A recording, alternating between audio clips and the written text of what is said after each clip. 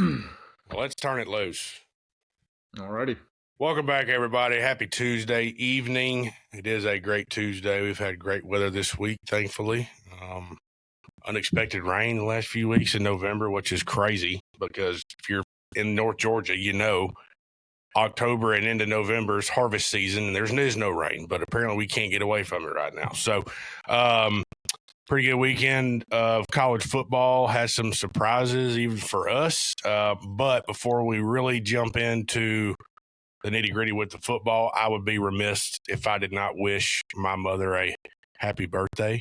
I can't even honestly remember how old she would be today, but she is smiling down up above. So, Mama, happy birthday. Cheers. Happy birthday. It was a great day. Lots of sunshine today, so fantastic. But Amen.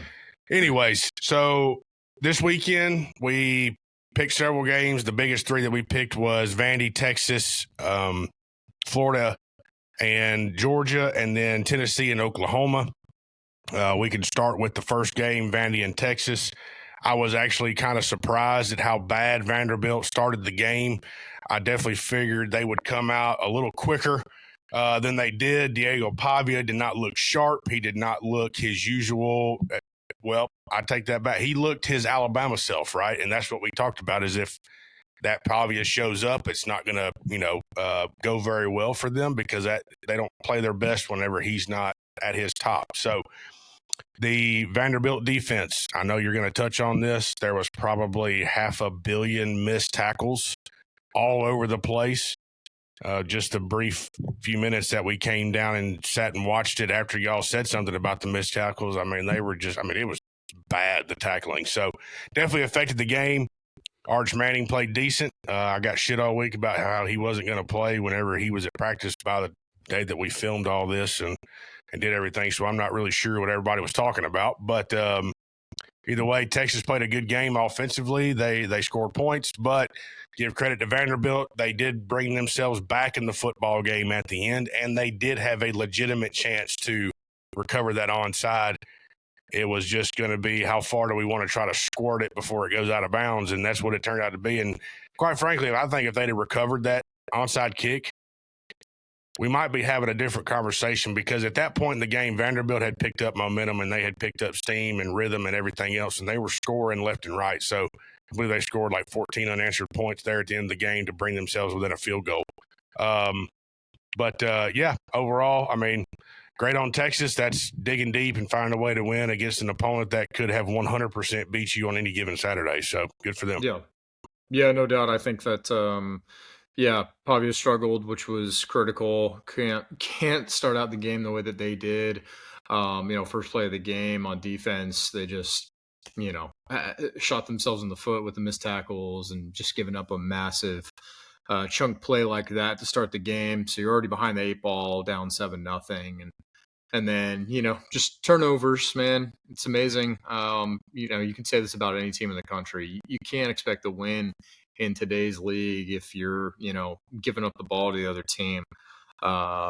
And then couple that with the fact that they just could not get stops, and the tackling was atrocious. I mean, it looked like the Vandy of 6 years ago, or 4 years ago, right? Like, it just did not look like the Vanderbilt team that has played really, really well all season. Was featured on game day the previous weekend. So, credit to Texas. I think that they are playing much better than they were a couple of weeks ago when we were looking at them as a massive disappointment.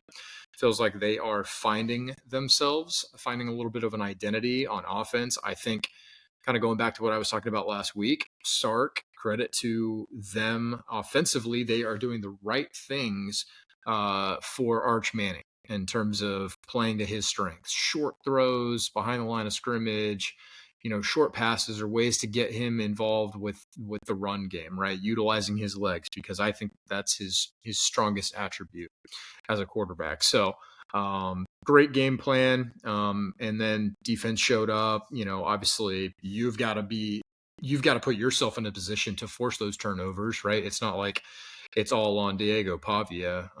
So I think that the looks that they were able to mix in throughout the game that really made Pavia uncomfortable, especially in that first half, were huge. And yeah, I know that they were able to come back in that, fourth quarter, cut the game close, but I feel like if you're having to bank the game off of trying to get an onside kick, uh, the game feels pretty much like it's out of hand at that point.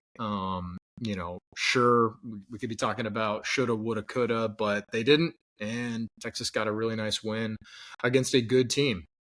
I think Vanderbilt is a good team. So, yeah, kudos to them, and I think they're building momentum as we are coming up on the, last stretch of the season.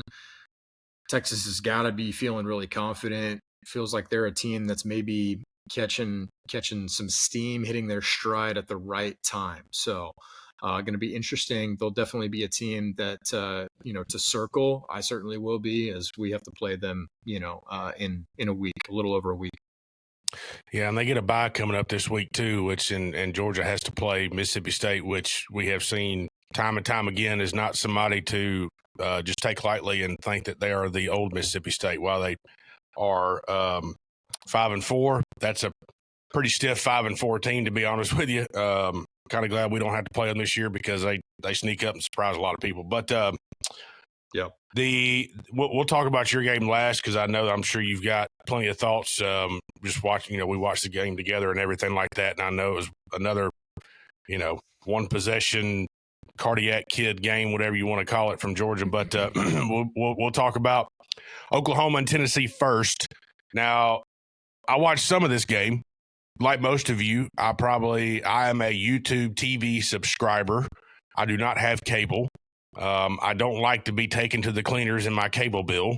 So I don't have cable. So when I got home, I didn't get to see probably, I don't even know how much time was left when we left the house that night. Well, third quarter probably. This whole second half I did not get to watch. So I have no idea what happened in between. All I know is that Tennessee lost that game by 6 points. And the moment that I point to, because it's the one that I saw, was the pick six by the defensive lineman that stiff-armed about 12 people on his way to the end zone and drug another dude like 6 yards, which is a hell of a play. But that was the difference in the ballgame. One little mistake there, another interception by Joey Aguilar that goes for 6 points that turns out to break a game and steals momentum when Tennessee looked like they were doing all the right things, So Tennessee could not run the ball from what I was hearing and what I saw on the stat sheet. They couldn't run the ball. Joey Aguilar wasn't as sharp as he needed to be and what we thought he was going to be. Oklahoma is just gritting stuff out week in and week out. I mean, they argue, after the Ole Miss loss last week, they are going on this 4-game stretch here. They've got one win now in the 4 games, so they're 1-1 in these 4 games. They got us coming up next week, and that's another team like you are on a bye. So we got to go play LSU in Tuscaloosa, and then Oklahoma gets to sit out and rest Mateer's thumb, and God knows what else they're going to do in that bye week. So we got to play a team coming off a bye, and listening to J.D. Piquel this morning, he said that he pities anybody that has to play Oklahoma in November. But I can tell you, I'm kind of sick and tired of listening about the defense from Oklahoma. The same defense that I watched give up 40 to Ole Miss or 34 points. Let me give them 6 points the benefit of the doubt. But anyways, I don't know what really to think about them. I still think that they're fairly average, to be completely honest with you. I think Tennessee is very average. That's a 9-3 football team written all over it. It might be 8-4. They got to be able to beat Vanderbilt at the end of the year, and who knows if they're going to be able to do that. But overall, I don't think Tennessee or Oklahoma is really still that good. Watching the first half, I really don't. That sounds like I'm being a hater and whatever else you want to call it, but I've already beat Tennessee, so I can hate on them all I want to, and it doesn't make a difference. But Oklahoma, I've said time and time again during the show that I just don't think that they're that good. I mean, they were really good in week 1 to 4. But like you said last week, after Mateer's injury, I think they're average. I really do. So, I don't know. You tell me what you think, because y'all watched the entire game, so I have no idea what happened in the second half. Yeah, this felt like Tennessee just blew this one. At home, blackout uniforms, crowd was electric. And Oklahoma just said, we don't care. And they stormed in there and stole a victory from Tennessee, which, if you're a Tennessee fan, you're feeling awfully disappointed with the result. I don't really think this game was never close to me. Like Oklahoma had this one in hand and controlled this game throughout. I mean, the final score was not indicative of how much they were in control of the game. Look, this was the bounce back game for Mateer post injury, and then this was Joey Aguilar's worst game of the season, in my opinion. So you have that, right? You have Mateer bouncing back from just playing pretty poorly ever since the injury to his hand, and then you have Aguilar throwing multiple interceptions in a game that you can't do that. You can't do that against a team that is looking to right the ship, get back on track. They had really big aspirations at the beginning of the season, kind of got derailed a little bit, but hey, they're still a quality football team. They still have all the guys and personnel from the beginning of the season when we were talking about them being in the playoff. They stumble against Texas and, stumble against Ole Miss, but still a quality football team. And certainly not a team that Tennessee should have overlooked. Not saying that they were, but, they needed to be at their best in order to win that game. Don't care if it was at home or on the road.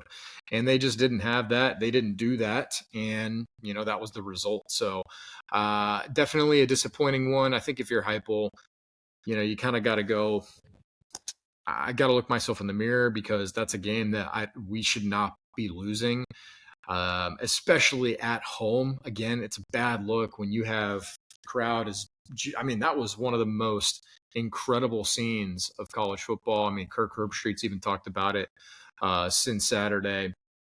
That the atmosphere just looked insane. And so it's got to be really disappointing to have walked out of that stadium if you were there with an L. But I'm with you, though. I think that Tennessee, to this point in the season, has probably been a above average team, like a good quality team, but certainly not elite. And I think at that point in the season as well, Oklahoma is looking like, well, they were going this way, then they kind of went like that. Now they're kind of right back on track with a win against Tennessee on the road, which is tough to do in that environment. So I'm giving them a lot of credit for that. And I did think that they looked pretty darn good throughout that game. I'm not going to lie. So this was more about what Oklahoma showed me than what Tennessee put out on the field, if I'm being completely honest. So I'm with you. I think Tennessee's got to look themselves in the mirror and go, look, guys, we're sitting here now with a couple of losses, 3 to be precise, and we've still got to play Vanderbilt at the end of the season. So, we still have a lot in front of us. Let's take care of business. Let's finish out the season strong, or we implode and we're looking at a pretty measly season, which no fan from that fan base wants. Yeah, no doubt. Excuse me. I was looking at Tennessee's remaining schedule. So they're off, they're off this coming up week. They got a lot of people are off this week. It's crazy. But they got Florida, they got New Mexico State next week.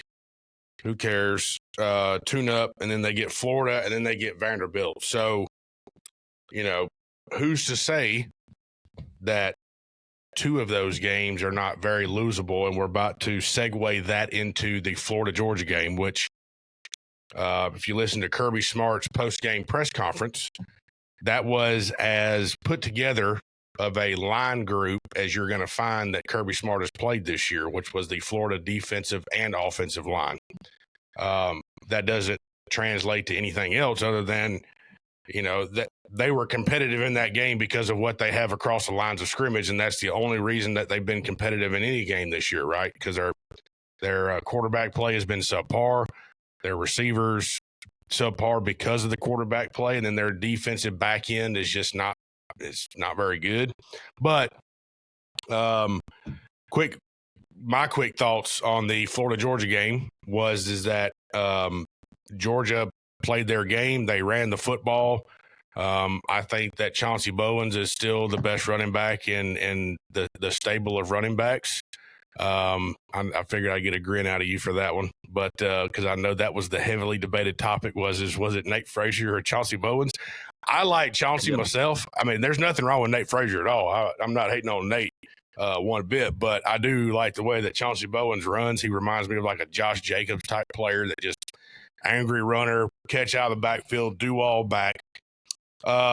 Defense for Georgia still played pretty good. I think this is, and you can disagree with me if you want to, because y'all watch it from a different perspective than I do when I watch Georgia games. But I think this was the best game that the back end for Georgia played all season. I don't think they gave up anything super huge. I think Florida just kind of chopped their way down the field in the events that they did score.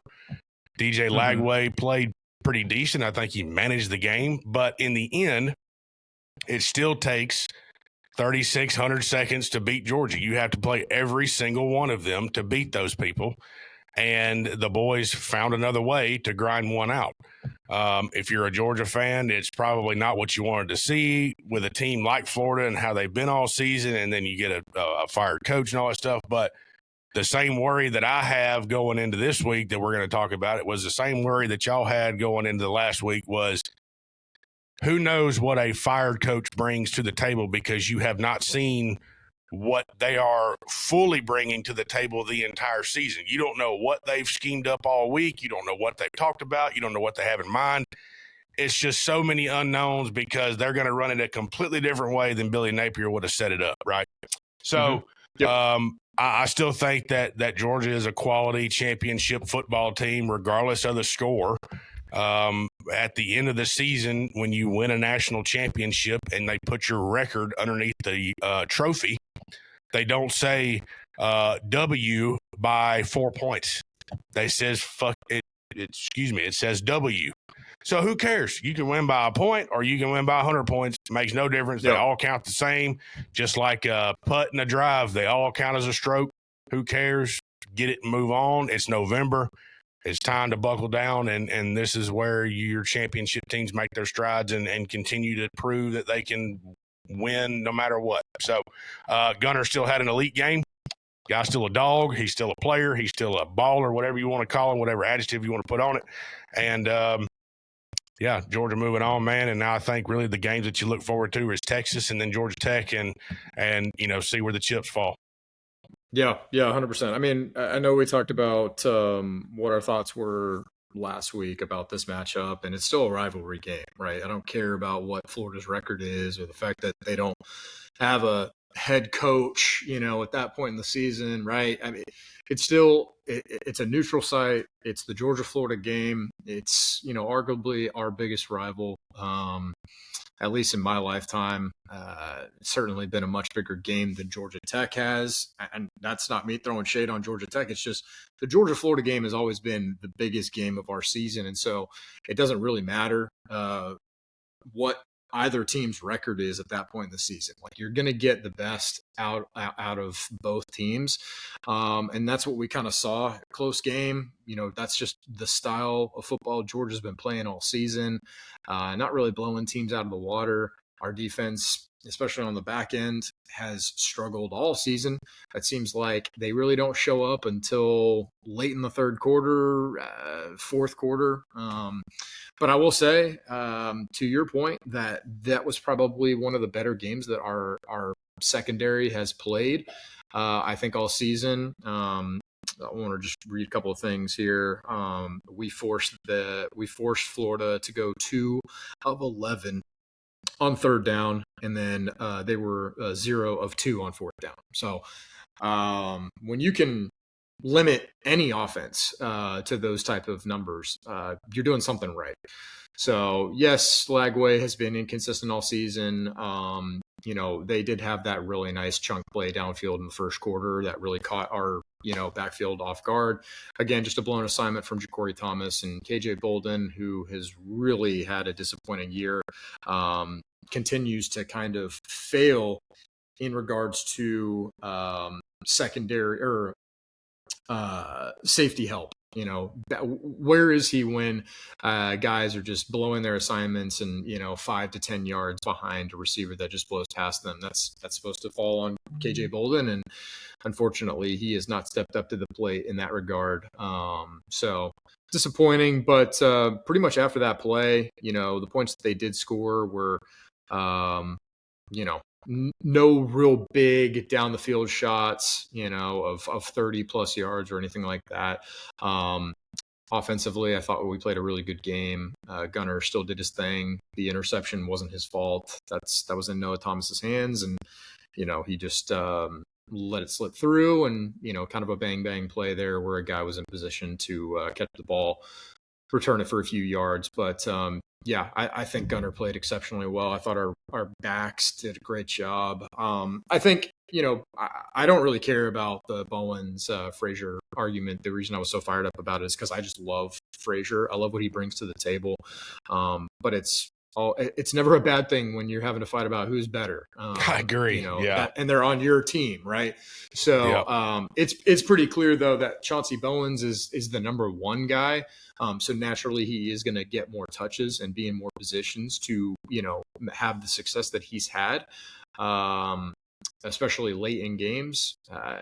It's funny. Our rotation still doesn't make any sense to me. And I think Josh McCray is. I don't mean to cut you off. And McCray is that third guy that I do like too. McCray is a huge guy, and that's the short yardage dude that'll pick up your yardage. But I think the reason why Bowens gets his nod late in a game like that on the rotation is his ball security. I think that's been the knock on Frazier the entire time, right? His ball security, especially in big moments. But anyways, digress. Sorry, keep going. No, yeah. I mean, you're right. And I've, openly talked about that. Look, Frazier has struggled with ball security. I just love the way that guy plays. I love his mindset. I love how much passion he has for the University of Georgia, the way he talks about, playing for Kirby. It's really hard not to like that dude. And he tries so hard. Like, I mean, yes, you got to hang on to the football, and that's super important as a running back. Stuff's not going to go your way all the time. And shit happens, pardon my French, but you're going to make mistakes. It's just part of the game. But I've never been on this train of, we just got to abandon the kid, right? He's too talented. He runs way too hard. I love the way he attacks the hole. I mean, personally, I think he's a little bit more. I mean, him and Bowens are very similar in their style, honestly. Like, I wouldn't say one's shiftier or more physical than the other. I think that they're very, very similar backs. But anyways, it's kind of beside. Frazier's a little bit bigger than he is, size-wise. Yeah. For sure. So I think if you were going to compare to, I think McCray and Frazier, like physically, I think would be the closest comparison. Well, McCray is probably our like. I mean, he's our biggest back. Yeah, he's huge. Yeah, he's a big boy to bring down. That's why we put him in those situations. Yeah, where you need a 1 or 2 yard. Yeah, he hurts to tackle. Yeah, that one hurts when you do that. Yeah, absolutely. You're paying a price for that tackle for sure. Yeah. Which I love backs like that. Dude. Yeah, didn't want to get on a massive soapbox with this game. The final score wasn't indicative. Like, we would be talking potentially about a completely different game had Gunner, taken that score in, which obviously he could have walked in and chose not to because the game was over. So, kudos to him, man, for having the self-control to just knee it at the 1 yard line. But I mean, that's the difference in a double-digit win versus only 4 points. So, I agree. Real people that watch football, though, look at a 4-point win, and the people that are casual look at the box score and go, 4 points. Like, ooh, I don't know, whatever. But if you watch the game, it's like, yeah, it's 4 points, but were they really 4 points, behind, or were they like 11 points behind or 12 points behind that we just, whatever. But yeah. The other thing I was going to touch on, and this is just a bigger issue that, just keeps popping up week in, week out, was the officiating in that game was so bad. so bad, and on both sides. Obviously, I've seen so many posts about, was that a catch? Oh, that was a catch. Florida fans are irate about that. Look, there were so many bad calls throughout that game, so I'm just going to leave that there. I don't think that was a catch. I mean, it's kind of hard to look at a play like that and say that the ground didn't at least in some way help him secure that football, but I digress. Well, I don't know if Hubert Owens is on his way out of as far as retirement wise, because I know he's been in the league for a really long time. And he was, you had Ken Williamson, Hubert Owens, and then the guy that we could not remember the name of to save our life that we had to Google for like half an hour. And I still, at this point, I forgot his name. Tom Ritter. Tom Ritter, thank you. The last game he did was the 2015 Iron Bowl, and the whole unsportsmanlike conduct, penalties, and all that stuff that led to a Bama field goal and Muschamp running on the field like a psychopath and all this BS. That was his last game too. I don't know what it is about guys having their last games in Jordan-Hare. It's kind of crazy. That's just a thing I'd love to see the Theo Vaughn stat on, hey, look up and see how many referees retired after going to the last game of Jordan-Hare, type thing. But Hubert Owens, I have not seen a lot of his games recently, so I don't know if he's, like I say, he's on his way out or whatever, but he's usually been a pretty good – his crews have usually been pretty decent. But there were some questionable things, to say the least. I think there was – what was the penalty that y'all had? Maybe it was a roughing the passer or was a unnecessary roughness penalty, whatever it was.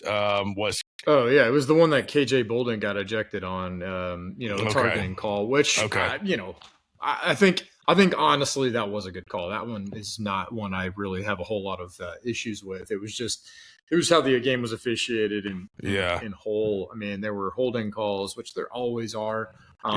But I mean, again, I say that there's plays that you can point to on both sides. It wasn't like it all came down to that catch or no catch call. But, obviously Florida fans are going to feel a type of way about it. And, that's fine. That is their right.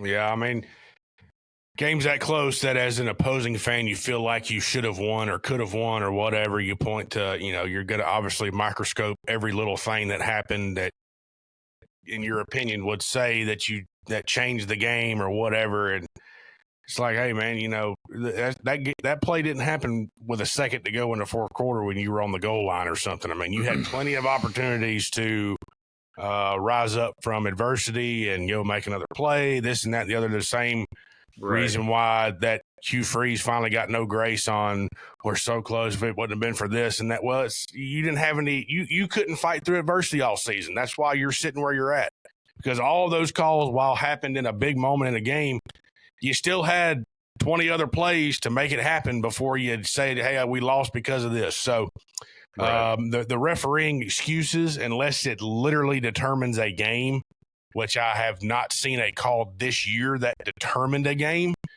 I don't want to hear it. Honestly, it's just an excuse. It's just BS, and it's whiny talk. And any real competitor knows you had 100 other opportunities to make it happen before and after that. So, whatever. Exactly. So that wasn't the only poorly officiated game. I don't know. Did you see? We're going to take a step out of the SEC. Did you see Caleb Downs' fucking targeting hit on the dude from Penn State? And they went so. He literally left his feet and hit him square in the side of the head. And they go to review. They say, oh, there's no targeting. And Caleb Downs, when they review the target, he goes, like, give me a break, he knew. Dude. Like, what the fuck he are knew we doing? Was targeting. And, like, that would be the video that they show new and upcoming referees going, hey, guys, this is a targeting foul. But they still go to the booth and so don't tell me that the Ohio State people don't get some referee bias as well with their best player not getting ejected in the first half of that game. Well, but I didn't see that play, but I'll add a comment to that thought because it's funny. Like, obviously, I'm in a better position to talk about this because of the outcome of the Georgia-Florida game, but there's so many things that I didn't bring up, and there's no point to it. But like going back to the KJ Bolden ejection, right? That happened in the first half. And I think it was still in the first half of the game. We were on offense and we I think it was a third down play and is a pass to Zach Branch. And he goes up in the air to make the play. And as he's like on his way down, which in that scenario, by textbook definition, he's a defenseless player, right? They deem a player that's caught a ball, right? They're in midair, they're a defenseless player. Well, Florida's, DB comes in and just like lights him up, right, to make a tackle. It wasn't targeting. I don't think it was targeting, and it like wasn't even called, but it was so bang bang. I was just shocked that they have the clear distinction to not pause and go look at that. It was just like it was like they didn't see it, like it didn't happen. But I'm just like, but you were so quick to like pause the game on the KJ Bolden one that was like, well, both players ducked their head. It's fine. It was a targeting call, right? Like that's fine. I'm not saying I'm not crying about it. Like it was, but how can you make that call? But then on a very similar bang bang, really fast play where it was aggressive, a physical hit, you just no, just keep playing. That's what just kind of frustrates me about watching officiating is like you're so quick to deem a play a certain way and then you make the call, but then another play that looks eerily similar to it, no, nothing there. That's what the inconsistency is basically what I'm getting at. Two factors to look for in those two comparison plays. So it's what was the body language of the player that got hit when he got hit, right? Did he come off of his feet? Did his head snap? Did he fumble the football? Whatever. Second factor is how long did it take him to get up on his feet? That's the two things. And in a bang-bang play, if a dude is clobbered, right, and it's not a targeting, say he gets hit in the chest, it's a textbook, just form body tackle, or the dude just gets obliterated. And his head snaps forward or snaps back, whatever. He loses the football. It takes him 2 or 3 seconds to get up off the ground. Flag comes in, and that delay of time for him to get up on his feet, right? In Zach Branch's case, he did none of those things. He didn't come off his feet. His head didn't snap forward, snap backwards. It was a solid hit that he's probably taken 100 times playing that defense in practice, and he jumps right back up on his feet because he's tough as shit. That's well, the why KJ Bolden hit the receiver for Florida. He kept moving after that. Okay, like after the initial contact, like he kept moving, and I think he picked up like 2 more yards after that happened. So. Well, that's just from my perspective. When they decide to flag plays or not flag them, it's that two things. It's like, did the dude's, did his head hit the ground real hard? Did it take him 5 seconds to get up? And then we throw a flag because we don't know or whatever. So yeah, no, I agree with you. Like that's usually who knows? That's what going to be an immediate flag versus the no flag. That's then right before the next play is snapped. You got the refs running in to stop the play and whistles are blowing like, oh, we're getting called in from upstairs. Yeah. Blah, blah, blah. We're going to take a look at the previous play. Yeah. Who knows? I mean, honestly, I couldn't, I'm speculating. I'm not in the refereeing room when they go over teaching techniques on what to look for in a 3-second play that results in a targeting, because I don't really, quite frankly, I don't think they know what they're looking at either. I think they pick things, but it's pitiful. That seems like the what do you want to call it? SOP or whatever that happens on a play like that for targeting is, did the dude get just blistered? Did the crowd make a reaction? Is he still laying on the ground? Did he lose the ball? Whatever. So, I don't know. These referees are too damn stupid to honestly atrocious, waste man. 10 more minutes of our conversation on these guys, because we who knows, dude? Besides a false start, a holding penalty, illegal lineman downfield, which you can count the hash marks if they're too far, or an egregious pass interference call. Who knows what the hell they're even doing anymore? Who knows what the rule is? Who knows what they look for? Who knows who's teaching them? It doesn't fucking matter. They just go, hey, what was my money line bet again? I forgot. I gotta look. Yeah. Another thing that just like I'll say one last thing, because I know you and I can really agree on this. You've got I don't know what his technical title would be, but the ref, like that's behind the quarterback, that's watching for That's the your quarterback that's your head and referee. the O-line. Yeah. Okay, so your head referee that's standing, 10, 15 yards behind the quarterback, and he's watching the O-line. Okay, he's there to really make sure that the quarterback is protected on most plays, right? Well, that they don't rough him up. And he's watching the O-line. Well, he's watching the quarterback, and the center judge is watching the line on that in that situation. But anyways, go ahead. Sorry. So basically what I'm getting at is that head referee has the best field of view for the edge defense that is egregiously holding a linebacker, right? Or an edge guy, okay? Yep. Too slow. It's just amazing at how many of those are missed. And there was one on us. I agree. Like, we completely tackled a Florida player and nothing was called. And I called it in that moment. I was like, man, we got away with one. I mean, I looked back at Tom and I was like, I mean, that was holding. Yeah. But later in the game, and I've seen pictures of it, like, I can't remember what play it was. I think it was actually on the one where Lagway scrambled out and threw that one downfield that they called wasn't a catch. I saw still pictures of like them holding us on that play, and it wasn't called. So, I mean, that's why I say it's on both sides. But I just think in that moment, it's like, you're standing right there. You have the best field of view. Why aren't you? Like, there should be no excuse for you missing that. But I agree. Again, I don't understand it, and it's going to continue to happen. That's I agree. All that you can say about it. I agree 100% because when I played offensive line and I was a tackle, so that was the hot spot. Was if you are too fat to move your feet and you get beat around the corner, your first instinct is stick your arm out and grab him right here in the shoulder to slow the momentum. You just jerk him real hard, and then it slows him down where you can get your hands reset and your feet reset. What is crazy is I see it every week, and I've yelled and screamed and done all that stuff that everybody does when they see the hook on the edge that prevents a sack or at least a pressure, is when the defensive lineman's coming around, all of a sudden he does this. Everything that I was ever taught was, if you don't want to get called for holding, the hands here on this side of the pads is bad. That's the no-no zone. If you want to get away with a hold on the edge especially, you grab him from right here. Grab him here, reach up under here and grab that. But here, with white gloves on in a dark jersey, that is automatic. You're going to get called for holding 100% of the time because you hooked the defender. And anybody that's played offensive line that listens to this, reads it, hears it, whatever, it can agree with it, because that was get your hands inside the guy, because if you have him outside, you're going to get called for holding all day long. And that's the truth.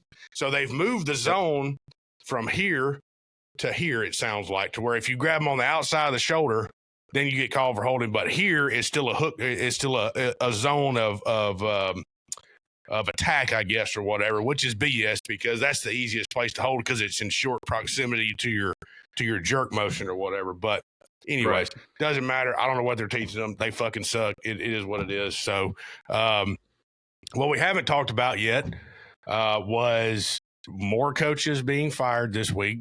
Hugh Freeze was now on the chopping block, and I'm quite frankly surprised. I really am. Well, I was about to say it wasn't a shocker. You don't think it was coming? No.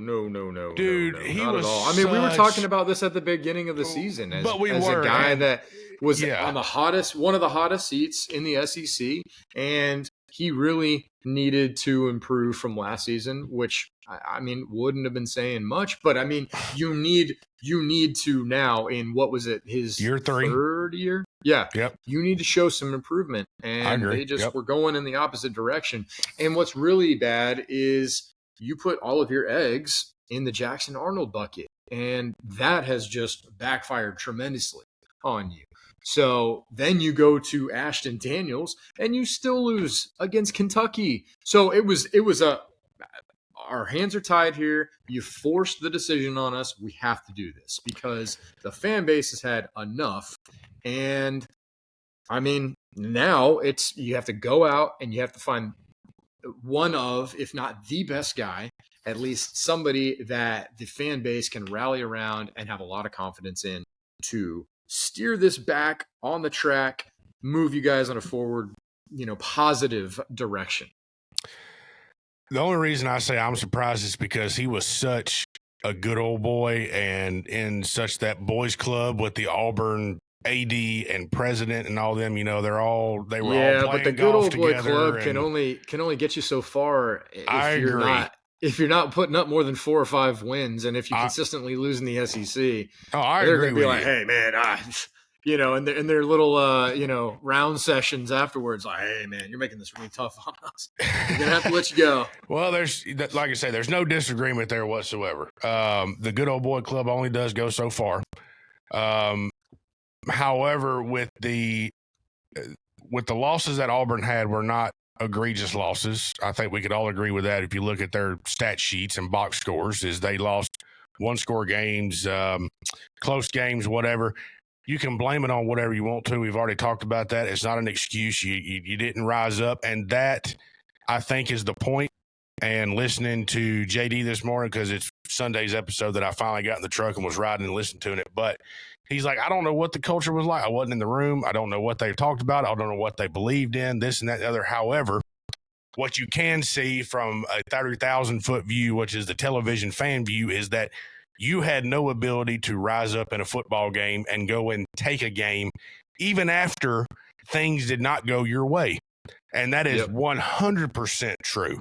They are sitting at 5-4, whatever their stupid record is, because of that inability to do that.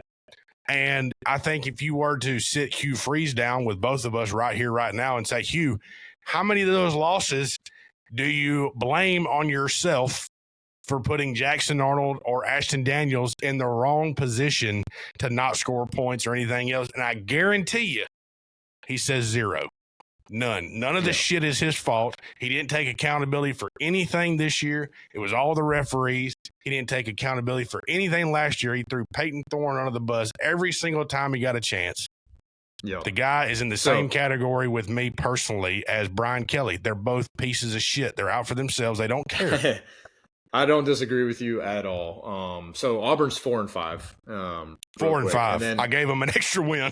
Yeah, and I mean they'd probably be loving that 5-4. But no, look, I'm going to say this: there's no moral victories. And then, like you were saying 15 minutes ago, at the end of the season, it doesn't matter how close you were in a loss. Like it's only going to show up on your record as an L. I agree. So I think that's what's the loudest in this whole thing is just that they continue to lose. And scoring 3 points to Kentucky is not even close to what they were looking at, right? I mean, that was the nail. That was the nail in the coffin. That really was. I was absolutely shocked by that every time it was popping up on the bottom of the screen when we were watching that Tennessee-Oklahoma game. I was like, man, it is not looking good for Auburn and Hugh Freeze. And on a team that Tennessee just put up like 45 points against the week before. I mean, that's crazy. Granted, Kentucky put up they put up like 30-something points in that game against Ole Miss, or they did against Tennessee. Yeah, the defense is not the problem. It doesn't matter. Yeah, Kentucky's not a good team. So I agree with you.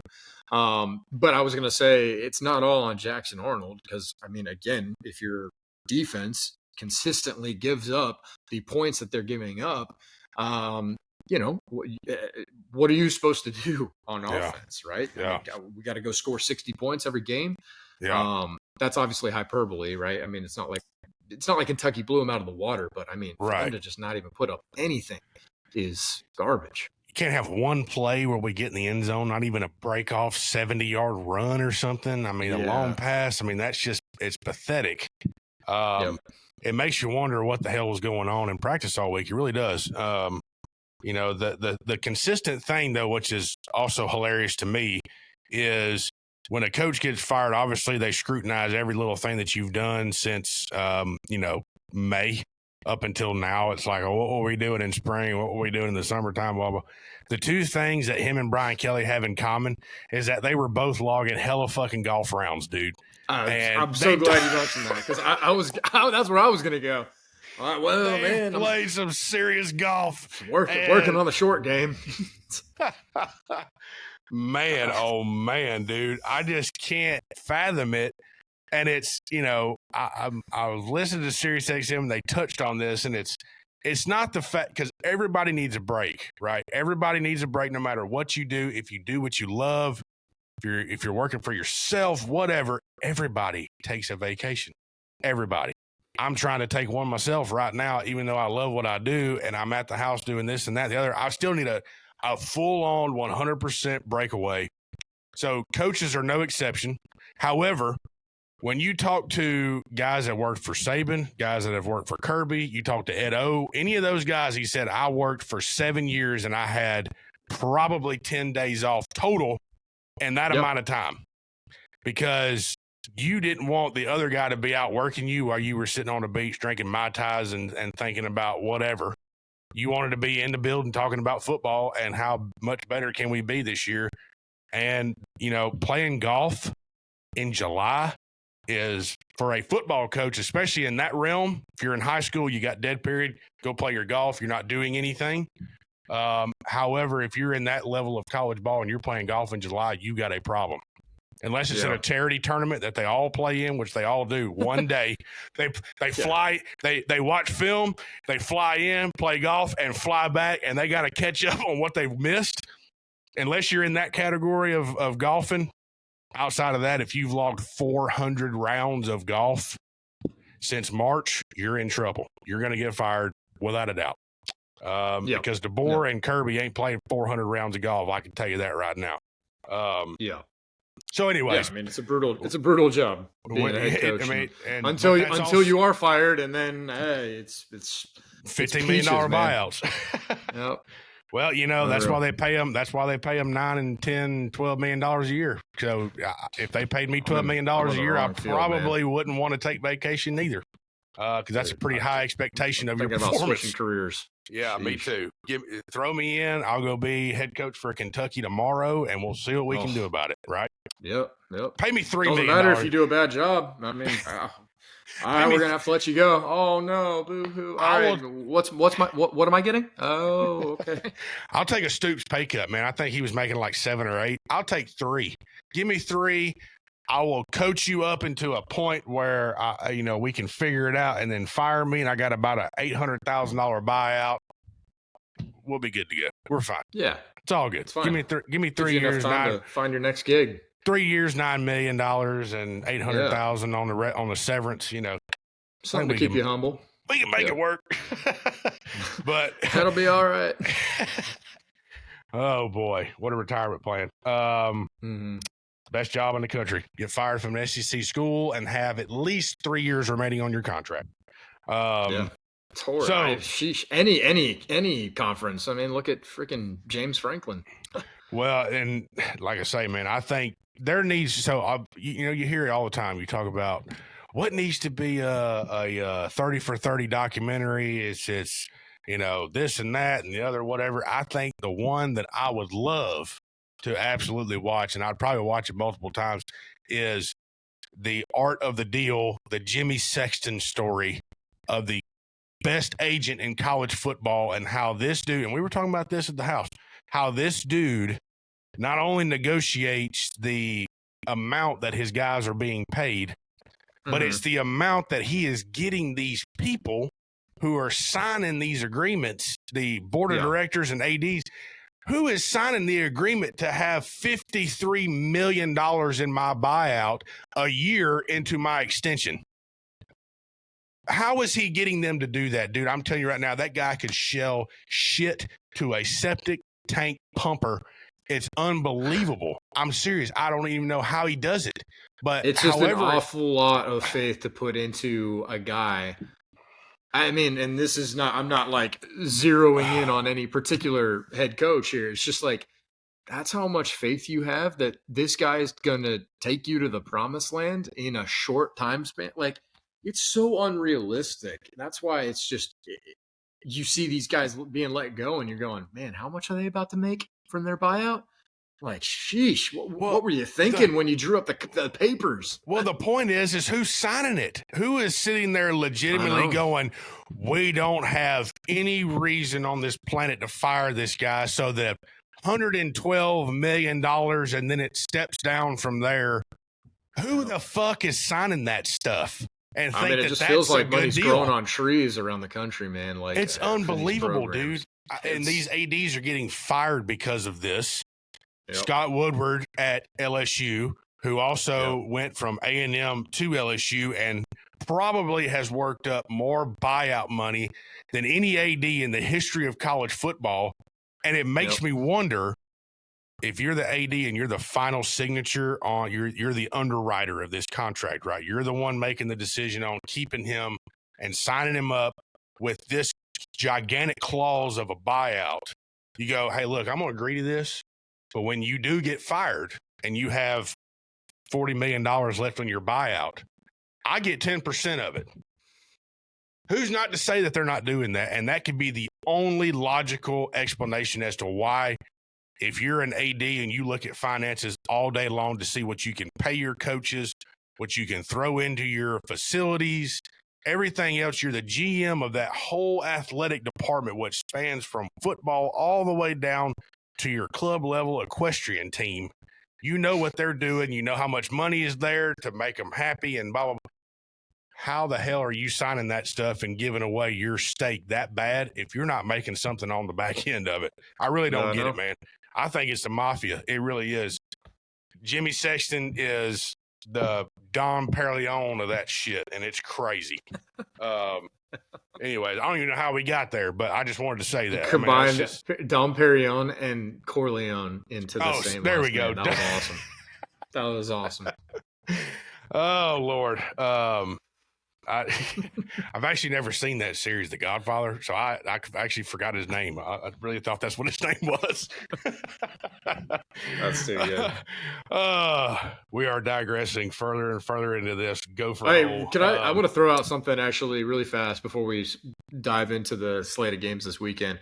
It was honestly so refreshing to see Kirk Herbstreit have the same thoughts that I brought up last week when we were talking about, where are some guys going to go? And obviously we were talking about Lane Kiffin a good bit, and how annoyed I was at all these takes, on the major media, outlets, when they're talking about, oh, well, he should go to LSU and Florida because they're just historically better programs. And I know where you're going with this, and I heard it. Yeah, I love it. I hate that argument, right? And Kirk Herbstreit said, if I'm Lane Kiffin, I'm staying at Ole Miss, right? Like this notion of, oh, well, you got to go to a, perennial powerhouse, right? It's like, that doesn't mean anything anymore. And I mean, what has Florida won in the last 10 years, right? 0. Like, I mean, they're like, Ole Miss is in a better position today, right now, than either of those two programs. 100%. So why would you leave? Exactly. And he agreed with what we were saying, because what we talked about last week is the argument of a perennial power or a premier program. And for anybody that doesn't have Ole Miss in the category of a premier program, knows nothing about college football. 0. Yeah, they're not a regular. They're not an avid fan. Yeah, I agree with you. And here's my other thing, and this is just kind of like, to put this argument to bed, is just, you can't be well, all it takes is one national championship to silence that conversation, right? Yeah. So it's like, well, we're just only going to focus on the teams that have already won a national championship in their program's history. Those are the only teams that we can continue to go to, that the best coaches in the country can go to. Like, no other program in the country has a shot, like, just because of what their history is. That's such a weak argument. I hate that. It's like, well, I mean, Oregon has never won anything, but like, they're always part of the conversation. That's an elite program, right? It's an elite program. Right. Why? Because of they've funding? Never won a national championship. Exactly. So because of funding, is that why their elite is funding and facilities? I mean, right. To be honest with you, if we're talking about championship programs, you know who else is in the category that I've heard no one, and this is not a shade to either one of them, no one say is a premier job? Minnesota and Georgia Tech. Both of which, and Minnesota's got how many national championships? 5. Multiple national championships. And Georgia Tech has, 3, I think, 5 or something. 3 or 4, something like that. Now, while they all happened pre Great Depression or whatever it was, doesn't matter. They're still won, right? They still got a trophy, excuse me, in the case. So who's to say that they're not a championship program? And well, so that's like saying that's the University of easiest Pennsylvania. argument. Yeah, that's like saying University of Pennsylvania. Nobody can go coach there. They actually have like the most national championships. Yeah, I mean, it's like So that's the weakest. That's the weakest scapegoated argument of all time is going to a premier program based on how many crystal balls they have in a trophy case when you walk into the front door. Makes no difference to me whatsoever. And if the the mindset that I have as a fan or as would at one point dream to be a coach was I would have relished the opportunity to go and coach at a place like Ole Miss or somewhere like that where those people had never experienced that before in their life. And I was able to give it to them. That is the thing that I could imagine Lane Kiffin strives for every single day when he goes into his offices. I want to be the man that these people talk about for a generation, several generations down the road, right? Yep. And, exactly. At the time, Georgia had only won one national title when Kirby showed up. How, at that point, how do you say that that's a championship program with only one national title? But now look at them. That's the most elite program. You had two before that? Yeah. I thought 1980 was the only one. Herschel, and then one before that. Oh, okay. I'm sorry. Pre-depression, whatever. Okay. But, yeah. I'm sorry. I didn't mean to take one away. But either way, it's like if you're adding them up, you had just as much as Florida and just as much as LSU at the time and everything else. And now look at that place. That's the most elite job in the country. Whoever depending on who you ask, right? So right. I think honestly, in that conversation, Georgia's a really great example because to your point, it's like you're talking about a program that hadn't won a national championship since the 80s. Yeah. And so you don't cement yourself as what Georgia is considered right now until you do it. Right. That's just how things work. Like you have to go out and do it. And now people talk about Georgia as being a premier program, like, one of the better jobs to have in the entire country. Right. But it was only because he went to those national championships and he got them. Right. Like you can't just sit around and go, well, because of what the media says, I think I'm just going to go somewhere else where they've won historically. That doesn't just guarantee you a national championship. Just because you go to Ohio State and be the head coach doesn't mean you just automatically. I mean, ask Ryan Day. It took him several years in order to do that, and also the most expensive roster in college football history. But whatever. Now we're just going on a tangent. The same guy that they wanted to fire after they lost to Michigan. They love nowadays. He's the coup de grace. So yeah. No, it's just it's BS narratives that they can't take it any further than the argument of how many national championships does that school have, and that's your definition, that's your leeway of elite, right? It's just bullshit. But anyways, we've got nothing else to talk about, so we're just gonna we got to focus on our favorite teams. That's what the media loves to do. It's if you're watching the NFL coverage, it's the same. It's Cowboys and the Eagles and like two more teams. That's it. Mm-hmm. So I mean, it's the same thing for college football. Yeah, no doubt. So let's get into this week. There's not a whole lot on the schedule as far as elite matchups. That's why we've talked the last 20 minutes about officiating and had to fill the airtime, no, and those conversations, they're relevant to this time because we spent an hour talking about them on Saturday. They're every day in the media now, and with the state of the coaching world and how hostile it is and volatile, I should say, actually not hostile, but volatile. It still is hostile though. And it's worse than being a hedge fund manager, man. You'll get fired in a drop of a hat. I mean, it really doesn't make no difference, but, no. So this week, the biggest matchup is most competitive matchup by far is going to be A&M and Missouri, which we'll cover. That's a 3:30 ABC game. 6.5 point spread. So we'll get into that one, and then we're going to talk about our two teams, both games.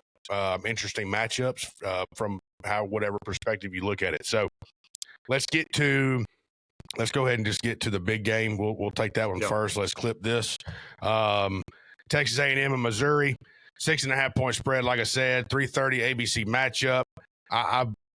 The drink coming off of a couple close losses to Vandy and then Alabama. Still got a really good football team. I still think they're a competitive football team, no matter how you slice it. Mitch Trubula going out is going to be a big deal. I think you lose definitely. Bo Pribula going out is going to be a big deal. You lose the production that he was bringing to your table.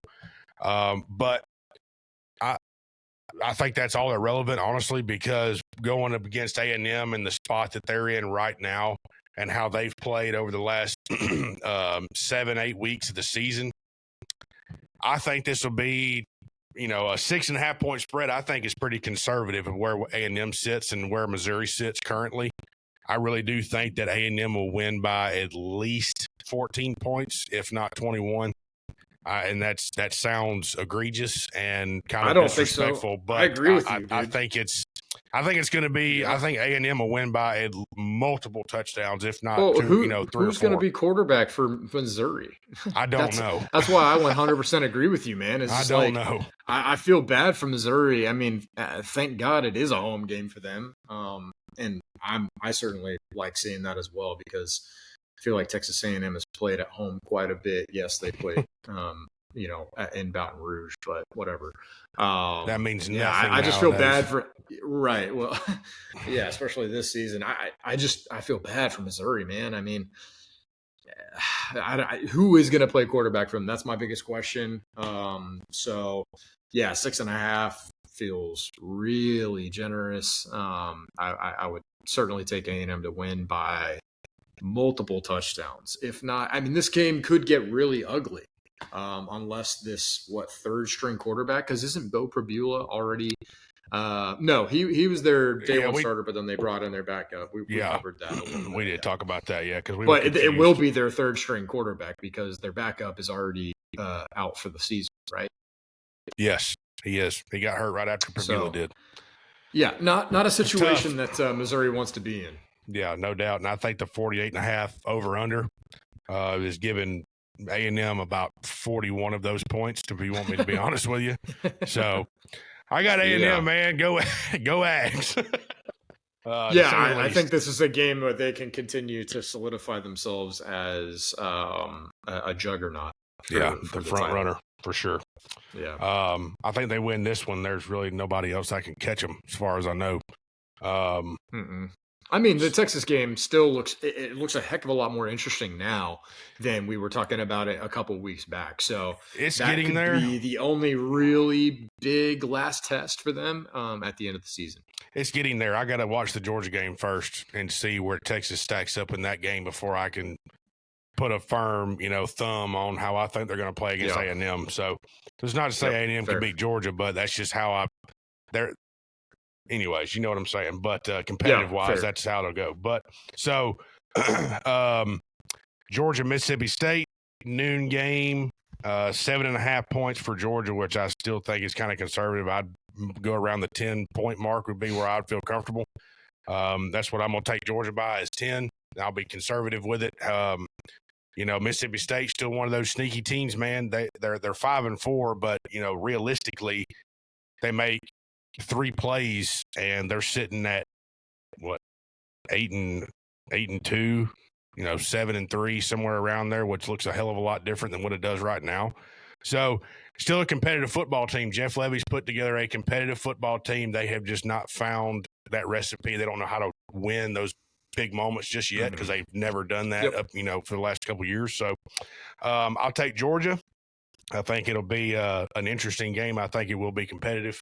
But what game hasn't been competitive for Georgia this year, to be honest with you? So I think hopefully Georgia will play really good all 4 quarters. The back end plays the same that they did against Florida this last week. I think it'll be a pretty comfortable game for Georgia people. So go Dogs. I'll take them by 10. Yeah. What scares me about Mississippi State is that they can put up a lot of points. So, I mean, just go with me here on their last 5 matchups, because there's really only one anomaly, for this argument I'm about to make. So They beat Arkansas and they put up 38 points. Okay. Defensively, they give up 35, but they put up 38. Okay. In a loss against Texas, they still put up 38 points. Okay. Granted, they should have won that game. Whatever, they did. Against Florida, they put up 21 points. They only put up 9 against A&M, but A&M is A&M. But even in a loss to Tennessee in overtime, they put up 34 points. So that's what makes this game scary to me. I think that we are a better football team than Mississippi State. It is on the road. It's an early game. That stadium is, very, very loud. So communication is going to have to be firing on all cylinders, especially, communication between Gunner and the line. Checkdowns, I think Gunner's done an exceptional job of that. But, when those cowbells are rocking, he's going to have to be extra loud at the line of scrimmage. So I think this will be another really close game. Comes down to the fourth quarter, which, from what I've seen, there's enough there for me to go, look, the defense steps up in the most critical points of the game because they have done that several times throughout the season. And I feel like I expect to see much of the same. I think we will start out slow. I think the offense will be able to do its thing, but we'll give up points to their offense. I'm sure they'll look to exploit our secondary. Every team should, as I've said throughout the entire season. So I think that Georgia, I'll take Georgia, but it won't be by more than, it won't be by more than 10 points. I think this is a, single digit win. And I don't really care what that looks like as long as it's a win, but I'll take Georgia because, again, I still believe that we're the better team. Okay. Yeah, fair enough. I agree. Probably more fun than people might have circled at the beginning of the season too, right? So the way the Mississippi State's played. But so the nightcapper in the conference, as far as I'm concerned, is Alabama LSU in Tuscaloosa. I will be there for that game. Extremely excited. If my daughter decides to not wreck my plans, then I will be there. Getting closer and closer on that per day, but can't wait to see it, man. I think, this is what we talked about with the Georgia-Florida game and now this game this week. I kind of touched on it a little bit last week, didn't want to get into it, but bringing in an interim coach, don't know what they're going to bring to the table. They have gone to a guy that has head coaching experience, not as elite competition as the SEC, obviously, coaching at UTSA and then one school prior to that. The offensive coordinator that they have chosen was the offensive coordinator for Florida State from 2022 to 2024. In those 3 years, they ranked 16th, 34th, and 107th in offense. His last season was by far probably one of the worst statistically that I've seen from any offensive coordinator in quite some time. So I don't know what he brings, to be complete. I really don't. And so I have no idea what they're going to show up with. Blake Baker is still there. I know what they're going to bring on defense. I believe our offense is very much good enough to exploit them and all facets of the offense-defense matchup between Alabama and LSU. While LSU statistically has still one of the better defenses in the country, the Vanderbilt game and subsequent games after that showed that they are false narrative, which is what I said all along. There's no love lost between myself and LSU. I don't care what anybody says about how I talk about them. I don't care what anybody says about how I pick against them, whatever else. I can't stand them. I hate them. That's my number one on my shit list, and it's always probably going to be. So I'm going to take – so Bama's 10.5-point favorite. I'm going to take Alabama to win by 17 points. Can't wait to be down there to watch it, and rest assured I hope there's an LSU fan sitting in front of me when we do Rammer Jammer because I'm going to be obnoxiously loud whenever we do it. So, roll Tide. Yeah, I think that this is going to be an ugly game for LSU. I think it'll be a very, very good game for Alabama. I really just think it's that simple. LSU is not a very good football team. This is a home game for Alabama, and it's going to be at night. So you guys are going to absolutely whoop up on them. I think 17 is definitely realistic. I could see more than that. So, yeah, definitely take Alabama against a struggling LSU team. And that's pretty much all I got there. I think it's Let's go very with it. simple. No need to complicate that one. Let's go with it, man. I'm telling you, not people say in the state that, you could go, 0-11, then you win the Iron Bowl and that makes your season. I disagree. I could be 0-8 and I go 1-8 and beat LSU and then lose the rest of my games, and I'm perfectly fine because I don't have to hear from those people at the end of it.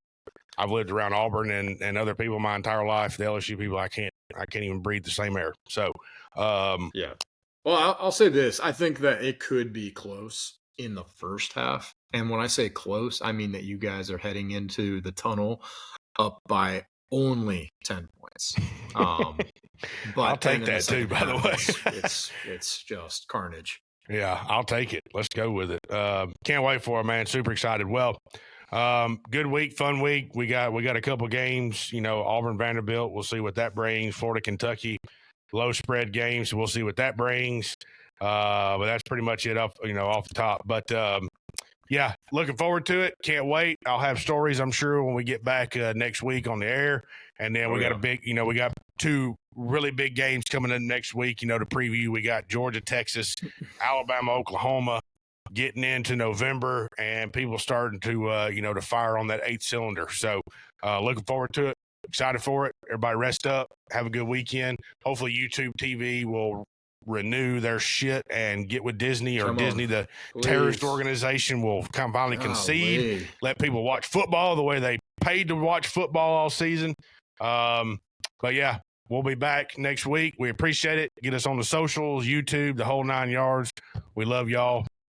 Peace out. Roll Tide. Go Dogs. See y'all. Yeah, dude, I'm going to have to resort to going to a fucking Taco Mac and,